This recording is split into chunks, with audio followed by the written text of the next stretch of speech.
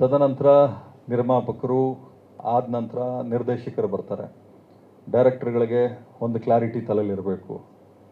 ಏನು ಈ ಹಿಂದೆ ನೀನಾಸಂ ಸತೀಶ್ ಅವರು ಹೇಳಿದರು, ಏನಂತ ಒಂದು ಕ್ಲಾರಿಟಿ ಇರಬೇಕು ಸಿನಿಮಾ ಬಗ್ಗೆ. ನಾವು ಒಂದು ಜಮೀನು ತೊಗೊಳ್ತಾ ಇದ್ದೀವಿ ಅಂದರೆ ಪೇಪರ್ನ ಲೀಗಲಿಗೆ ಕೊಡ್ತೀವಿ, ಲೀಗಲಿಗೆ ಕೊಟ್ಟು ಲಿಟಿಗೇಷನ್ ಇದೆಯಾ ತಿಳ್ಕೊತೀವಿ, EC ಚೆಕ್ ಮಾಡ್ತೀವಿ. ಒಂದು ಹೆಣ್ಣು ತರಬೇಕಾದ್ರೂ ಅಷ್ಟೇ, ಅಥವಾ ಒಂದು ಹೆಣ್ಣು ಒಬ್ಬ ಗಂಡು ಮದುವೆ ಮಾಡಬೇಕಾದ್ರೂ ಪೂರ್ವಾಪರ ಎಲ್ಲ ನೋಡ್ತೀವಿ. ಸೋಷಿಯಲ್ ಮೀಡಿಯಲ್ಲಿ ಒಬ್ಬರನ್ನ ಫಾಲೋ ಮಾಡಬೇಕಾದ್ರೂ ಅವ್ರ ಹಿಂದೆ ಮುಂದೆ ಎಲ್ಲ ಚೆಕ್ ಮಾಡಿ ಫಾಲೋ ಮಾಡ್ತೀವಿ. ಸಿನಿಮಾ ಅಂತ ಬಂದಾಗ ಡೆಫಿನೆಟಾಗಿ ಒಂದು ಎಜುಕೇಷನ್ನು ಪ್ರತಿಯೊಬ್ಬರಿಗೂ ಇರಬೇಕಾಗ್ತದೆ. ಯಾಕೆ ಒಂದು ಸಿನಿಮಾ ರಿಲೀಸ್ ಆದಮೇಲೆ ಒಂದು ಶುಕ್ರವಾರಕ್ಕೆ ನಿಲ್ಲುತ್ತೋ ಅಥವಾ 5-6 ಶುಕ್ರವಾರಕ್ಕೆ ಹೋಗ್ತದೋ ಗೊತ್ತಿಲ್ಲ.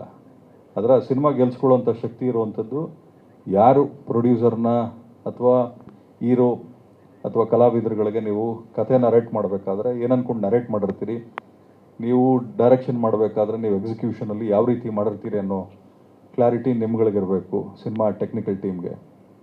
ಇವಾಗ ನಮ್ಮಂಥವ್ರು ಯಾಕೆ ಸಿನಿಮಾಯಿಂದ ಬ್ರೇಕ್ ತೊಗೊಂಡಿದ್ದೀವಿ ಅಂದರೆ, ಸೊ ಮ್ಯಾಕ್ಸಿಮಮ್ ಸಿನಿಮಾಗಳು ಒಂದು 300-350 ಸಿನಿಮಾಗಳು ಬರ್ತಾ ಇದೆ. ಅದರಲ್ಲಿ ಎಷ್ಟು ಓಡ್ತಾ ಇದೆ, ಎಷ್ಟು ಓಡ್ತಾ ಇಲ್ಲ, ಎಷ್ಟು ಜನ ದುಡ್ಡು ಮಾಡ್ತಾ ಇದ್ದಾರೆ, ಎಷ್ಟು ಜನ ನಷ್ಟ ಅನುಭವಿಸ್ತಾ ಇದ್ದಾರೆ. ನಮ್ಮ ಏನು ಚೇಂಬರ್ ಲೀಸ್ಟ್ ಬಾದರ್ಡ್.